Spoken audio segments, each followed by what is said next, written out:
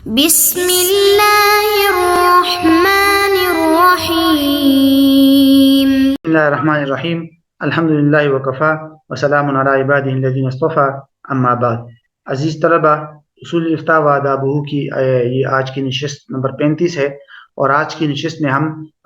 جو ہے کتب ظاہر الروایہ کا جو تعارف ہم نے گزشتہ نشست میں پڑھا تھا، ان کا جو ترجمہ ہے عبارت کا وہ دیکھتے ہیں. تو یہاں سے پہلی کتاب شروع ہو رہا ہے کہ امام محمد کی جو مبسوط کتاب ہے، اول کتب ستہ تعلیفاً، تعلیف کے اعتبار سے 6 کتابوں میں سب سے پہلی کتاب مبسوط ہے، اور اس کو اصل بھی کہتے ہیں، الاصل. اور فرماتے ہیں کہ اس کو اصل اس لیے کہتے ہیں کہ یہ کتاب پہلے تصنیف کی گئی ہے، اور اس وجہ سے بھی کہ باقی سب کتب کے سے اہم ترین ہے، طویل ہے، اور ظاہر روایت کی دیگر کتابوں کے لیے یہ اصل ہے. اب یہاں سے دیکھیے گا، فرماتے ہیں کہ حاجی خلیفہ نے کشف الظنون میں لکھا ہے کہ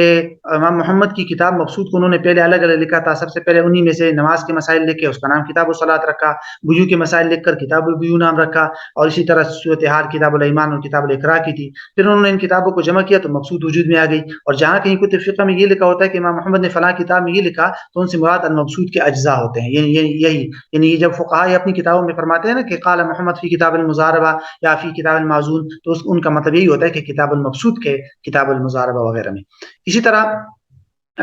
خطیب بغدادی رحمہ اللہ نے جو ہے یہ لکھا ہے اپنی سند کے ساتھ ابی علی حسن بن داود سے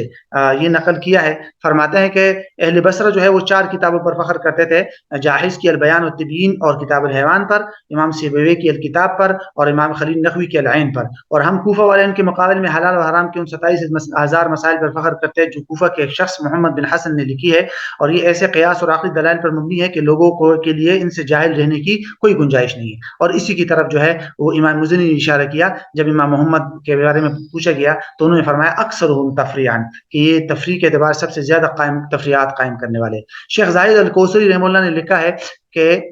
اس کتاب کے حوالے سے فرماتے ہیں کہ امام محمد کی سب سے طویل ترین کتاب جو ہم تک پہنچی ہے وہ کتاب الاصل ہے، جو المبسوط کے نام سے مشہور ہے. اور اسی کے بارے میں آتا ہے کہ امام شافعی نے اس کی حفظ کیا تھا، اور پھر اسی طرز پر انہوں نے کتاب الام کی کتاب بھی لکھی تھی. اور فرماتے ہیں کہ اسی کتاب ایک حکیم جو ہے وہ اس کتاب کے مطالعے سے مسلمان ہوا تھا اور کہا تھا کہ یہ تمہارے چھوٹے محمد کی کتاب ہے تو تمہارے بڑے محمد کی کتاب کیسی ہوگی. یہ 6 جلدوں پر مشتمل تھی، اور کل جلد منها، اور ہر جلد جو ہے وہ تقریباً 500 جو ہے صفحات پر مشتمل. اس کو ایک جماعت نے امام صاحب سے نقل کیا ہے، جیسے ابو سلیمان جوزجانی، محمد بن سما تیمی، ابو حفص بخاری وغیرہ. اور اس کتاب کے بارے میں آتا ہے کہ قد قدر اللہ ضیوعا عظیما، کہ اللہ تعالیٰ نے جو ہے اس کتاب کو بڑی شہرت عطا کی، بہت مقبولیت عطا کی ہے. یہ کتاب بہت سے فروعی مسائل پر مشتمل ہے، حلال و حرام کے ان مسائل کی تعداد لاکھوں تک پہنچتی ہے. یہ ایسے مسائل ہے کہ لوگوں کے لیے ان سے ناواقف رہنے کی کوئی گنجائش نہیں ہے. یہی کتاب جس پر ابو الحسن داؤد نے اہل بصرہ کے مقابلے میں فخر کیا تھا. وطریقۃ فی الکتاب سرد الفروع علی مذہب ابی حنیفہ، امام محمد کا اس کتاب میں طریقہ کار یہ ہے کہ وہ امام ابو حنیفہ اور امام ابو یوسف کے مذہب پر فروعات کرنے کے ساتھ ساتھ ان مسائل میں اپنی رائے بھی بیان کرتے ہیں، اور ان مسائل پر دلالت کرنے والے حدیث جو ان کے طبقے میں سے مشہور جمہور فقہاء کی پہنچ میں ہو وہ ذکر نہیں کرتے. یعنی جو جمہور فقہاء نے جن احادیث کو لیا ہے ان کو ذکر نہیں کرتے. البتہ وہ احادیث جو ہے دلائل کے طور پر ذکر کرتے ہیں تعزب ادلتها عن علمهم، کہ جن کا یعنی کہ وہ جو بسا اوقات فقہاء کے علم میں ان کے دلائل غائب رہتے ہیں. اگر اس ضخیم کتاب سے آثار کو الگ کیا جائے تو وہ ایک مختصر سی جلد کے اندر تیار ہو سکتی ہے. اس کتاب کا مشہور نسخہ ابو سلیمان جوزجانی کا ہے، اور کہتے ہیں کہ اس کے بہت سے مسائل امام محمد نے انہی کے سوالات کے جوابات کے طور پر بیان کیے ہیں. بہت سے مسائل از خود بھی بیان کیے ہیں. کتاب کے آغاز میں امام محمد نے 3 ائمہ حنفیہ کو بیان کرنے کا طریقہ کار کچھ یوں لکھا ہے. فرماتے ہیں کہ انہوں نے لکھا ہے قد بینت لکم قول ابی حنیفہ و ابی یوسف وقولی وما لم یکن فی خلاف فهو قولنا جميعا، کہ بھئی میں نے آپ کے لیے سب کے مسائل کے اقوال جمع کیے ہیں جن میں اختلاف نہ ہو تو وہ ہم سب کا قول ہے، یعنی اس میں اختلاف اگر نہ ہو تو اتفاقی. کہتے ہیں وقت نشرہ علامہ ابو الوفا افغانی، اس کو علامہ ابو الوفا افغانی اور ڈاکٹر مجید الخدوری نے مختلف نصوص تحقیق کے بعد شائع کیا ہے، اور یہ کتاب جو ہے وہ 12 طبع ہو چکی ہے. لیکن اس کا شائع شدہ حصہ مکمل کتاب نہیں ہے، 16 کتابوں پر مشتمل ہے. حالانکہ جبکہ اصل جو مبسوط تھی وہ 53 کتابوں پر مشتمل ہے، جیسے کہ علامہ ابن ندیم نے فہرست کے اندر ذکر کیا ہے. بہرحال فقہاء حنفی میں سے بہت سارے حضرات نے اس کتاب کی شرح لکھی ہے، جیسے شیخ الاسلام ابوبکر معروف بخواہر زادہ نے اس کتاب کی شرح لکھی اور اس کا نام مبسوط البکری رکھا تھا. اسی طرح اور بھی کئی حضرات نے اس کی شروحات لکھی ہے جن میں شمس الائمہ حلوانی اور اسی طرح وغیرہ نے ذکر کیا ہے. اور بہرحال مبسوط جو ہے وہ بھی یہ ہے، مبسوط تو ویسے بھی ان سب کی جامع شرح ہے، یعنی امام سرخسی کی جو مبسوط ہے اس میں انہوں نے ان 6 کتابوں کو جمع کر کے اس کی شرح لکھی ہے. تو بہرحال دوسری جو کتاب ہے وہ ہے الجامع الصغیر. کہتے ہیں بظاہر امام محمد نے المبسوط کے بعد جو کتاب لکھی وہ الجامع الصغیر ہے. علامہ عبد الحی لکھنوی نے شمس الائمہ سرخسی کے حوالے سے نقل کیا ہے اس کتاب کی شرح کے مقدمے میں کہ اس کتاب کی تالیف کی وجہ یہ تھی کہ جب امام محمد رحمہ اللہ اس کے کتب کی تالیف سے فارغ ہو گئے تو امام یوسف نے ان سے یہ گزارش کی تھی کہ ایسی کتاب ذکر کی جائے جس کے یعنی ایسی کتاب لکھی جائے جس میں انہوں نے امام ابو حنیفہ سے جو روایت نقل کی ہے ان کو جمع کیا جائے. تو انہوں نے پھر امام محمد نے جمع کر کے ان پر پیش کیا اور انہوں نے کہا تھا کہ آپ نے اچھی طریقے سے حفظ کیا، البتہ 3 مسائل کے اندر آپ سے غلطی ہوئی ہے. اور امام محمد نے فرمایا کہ مجھ سے غلطی نہیں ہوئی لیکن آپ بھول گئے ہیں. اور العلی القمی نے ذکر کیا کہ امام یوسف رحمۃ اللہ علیہ باوجود اپنی جلال قدر کے اس کتاب کو سفر اور حضر میں اپنے آپ سے جو ہے وہ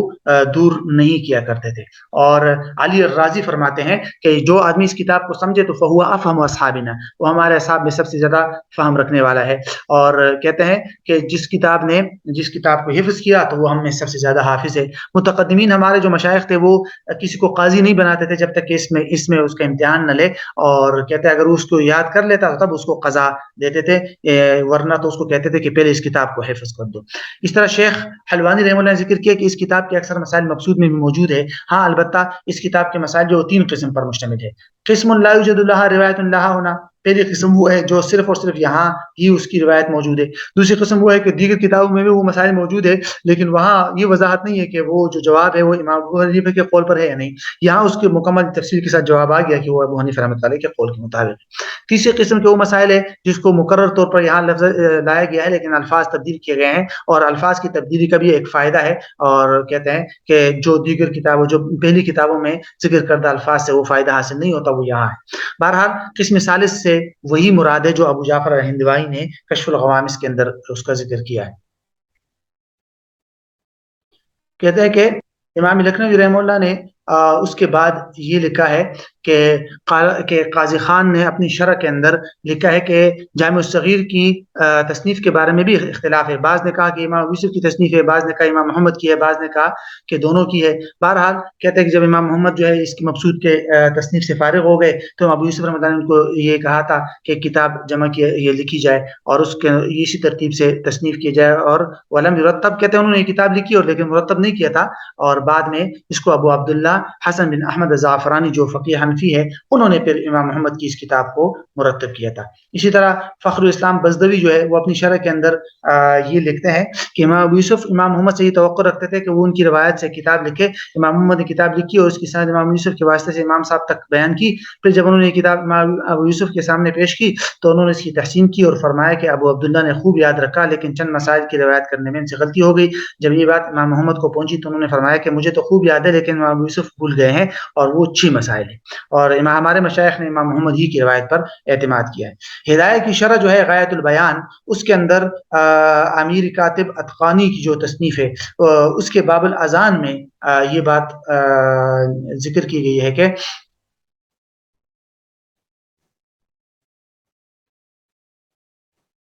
امام محمد نے الجامع الصغیر میں ابو یوسف کو نام کے ساتھ ذکر کیا ہے، کنیت کے ساتھ جو ہے وہ ذکر نہیں کیا تاکہ شیخین یعنی امام صاحب اور امام ابو یوسف کے درمیان تعظیم میں برابری کا وہم نہ ہو، کیونکہ کنیت تعظیم کے لیے ہوتی ہے. اور امام محمد کو خود امام ابو یوسف کی طرف سے اس بات کا حکم دیا گیا تھا کہ جہاں وہ امام ابو حنیفہ کا تذکرہ کرے وہاں ان کا صرف نام ذکر کرے. اسی بنیاد پر ہمارے مشائخ بخارا فرماتے ہیں کہ یہ بھی ادب میں شامل ہے کہ بعض طلبہ دیگر طلبہ کو اپنے استاد کی موجودگی میں مولانا کے لفظ سے نہ پکارے تاکہ استاد اور شاگرد کے درمیان تعظیم میں برابری سے بچا جا سکے.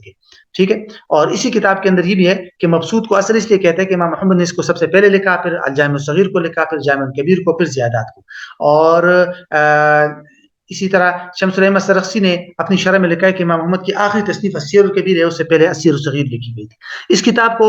کئی فقہاء حنفیہ کی طرف سے اس کتاب کی خدمت کی گئی ہے کئی اعتبار سے، شرح کے اعتبار سے، حاشیے کے اعتبار سے، تلخیص کے اعتبار سے. مشہور شروحات میں سے امام طحاوی کی جو ہے وہ شرح بھی اس کتاب کی ہے. اسی طرح امام ابو بکر جساس رازی کی شرح ہے، اور امام ابو عمر الطبری کی ہے، اور امام بلخی کی ہے، قاضی خان کی ہے، صدر الشہید کی جو ہے وہ شرح ہے، اور اس طرح ابو نصر العتابی کی شرح ہے، فقی ابو اللیث سمرقندی کی ہے، فخر اسلام بزدوی کی ہے، قاضی الاسبیجابی کی جو ہے ان کی شرح ہے۔ بہرحال یہ سارے جو ان کے شروحات ہیں، اور فرمایا ہے کہ وقت استقصا الامام اللکھنوی، کہ امام لکھنوی نے جامع صغیر پر اپنی شرح کے مقدمے میں تمام شروحات کی معلومات جو ہے وہ اور شارحین کے حالات کو تفصیل کے ساتھ جو ہے وہ ذکر کیا ہے۔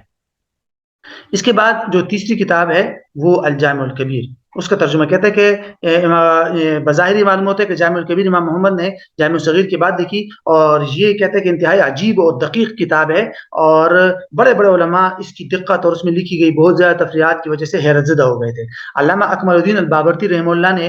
اس کتاب کے بارے میں یوں لکھا ہے کہ یہ کتاب جو ہے یہ اپنے نام کی طرح ہے،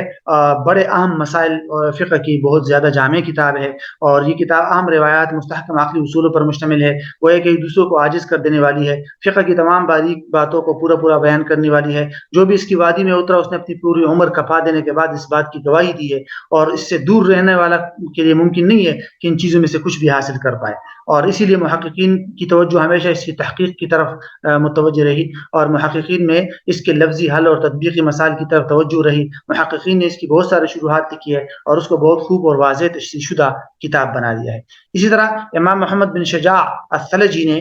اس کتاب کے حوالے سے لکھا ہے کہ امام زمانہ اسلام میں کوئی بھی کتاب امام محمد بن حسن کی طرح کتاب کی طرح نہیں لکھی گئی، اور اسی طرح انہوں نے فرمایا کہ امام محمد بن حسن جو ہے یعنی امام محمد بن حسن کی حالت الجامع الکبیر میں ایسی ہے جیسے کہ ایک شخص جو ہے وہ گھر بنائے اور اس کی جتنی بھی منزلیں بناتا جائے، ساتھ میں ایک سیڑھی بناتا جائے، یہاں تک کہ جب اس کی بنا مکمل ہو جائے تو وہاں سے اتر جائے اور اس کی سیڑھی کو اتار دے، توڑ دے، اور لوگوں کو کہے کہ بھئی چلو اب تم جانو اور یہ عمارت جانے، مطلب یہ کہ اب اس پر چھڑ جاؤ۔ اسی طرح شیخ زاہد الکوثری رحم اللہ کی یہ عبارت جو ہے انہوں نے امام ثلجی کی بات نقل کرنے کے بعد یہ لکھی ہے کہ حق بات یہ ہے کہ کتاب جدت ترازی میں ایک نمایاں شان کا درجہ رکھتی ہے، کیونکہ یہ قواعد لغت اور اصول حساب پر تفریحات میں انتہائی باریک باتوں پر مشتمل ہے، پھر ساتھ ہی یہ کتاب شریعت کے دقیق اصولوں پر کے استعمال پر بھی مشتمل ہے، اور بہرحال یہ ان کی عبارت ہے۔ تو اس کا آگے ترجمہ جو ہے یوں دیکھ لیجئے کہ فرماتے ہیں کہ امام محمد نے اس کو اسی لیے تعلیف کیا تھا کہ یہ خوب متاثر کن ہو، اور اس کے ذریعے فقہا کی تفریحات کے طریقوں میں خوب سمجھداری اور بیدار ذہن لوگوں کو معلوم ہو جائے۔ جب تک اس کتاب کی شرح نہ کی جائے تو عقل کی اس کی تفریحات کو سمجھنے میں حیران رہتی ہے۔ یہ بلا شبہ شروع و آخر سے ایسی ہی کتاب ہے جیسے ابن شجاع نے فرمایا ہے، مگر اب اس کتاب کی جو ہے کی سیڑھیاں ابواب کتاب میں واپس لگا دی گئی ہے، جیسے کہ شیخ جمال حصیری کی الجامع الکبیر پر دونوں شروحات سے واضح ہوتا ہے کہ اس طرح کے وہ ابواب کتاب میں سے ہر کتاب کے شروع میں یہ کہتے ہیں کہ اس باب کا بنیادی قاعدہ یہ ہے، اور اس باب کی فلاں فلاں قاعدے پر یہ مسائل مبنی ہے، یوں اس کتاب کی وجوہی تفریحات کو سمجھنا اب کہتے ہیں کہ آسان ہو گیا۔ اسی طرح امام رازی جو ہے ابو بکر رازی، وہ شرح الجامع الکبیر کے اندر فرماتے ہیں کہ میں نے الجامع الکبیر کے بعد مسائل نحو کے معروف ماہر اور کو پڑھ کر سنائے تو وہ اس کتاب کے مصنف کے علم نحو میں مہارت اور تجربے پر جو ہے وہ انتہائی تعجب کا اظہار کرتے تھے۔ اسی طرح فرماتے جمال الدین بن عبداللہ نے محرم یعنی کہ انہوں نے یہ خط لکھا تھا 615 ہجری میں، وہ موصل سے قاضی شرف الدین کی طرف یہ خط لکھا تھا، اور لکھا تھا کہ میں ایک طویل عرصے سے امام محمد کی کتاب الجامع الکبیر میں غور و فکر کر رہا ہوں، میرے دل میں اس کا کچھ حصہ نقش ہو گیا ہے، اور یہ کتاب اپنے فن میں عجیب و غریب ہے، اور اس جیسی آج تک کوئی کتاب نہیں لکھی گئی۔ اور فرماتے ہیں کہ شمس الائمہ سرخسی رحمہ اللہ وہ فرماتے ہیں کہ جو شخص ماہر علماء کا فقہ میں امتحان لینا چاہے تو اسے چاہیے کہ الجامع الکبیر کی کتاب الایمان کو لازم پکڑے، اور الجامع الکبیر کو امام محمد سے ایک بڑی جماعت نے روایت کیا ہے، اس کے مشہور راویوں میں سے یہ سارے حضرات ہیں جن کے یہاں یہ نام لکھے گئے ہیں۔ فرماتے ہیں کہ ولدقت مسائل کتاب، فرماتے ہیں کہ یہ کتاب دقیق مسائل اور مشکل تخریجات کی وجہ سے بہت سے ائمہ حضرات نے اس کی شروحات لکھی ہے۔ یہ سارے ان حضرات کے نام ہیں کہ جنہوں نے اس کتاب کی جو ہے وہ شروحات لکھی ہے، تو اس کو آخر تک دیکھ لیجیے۔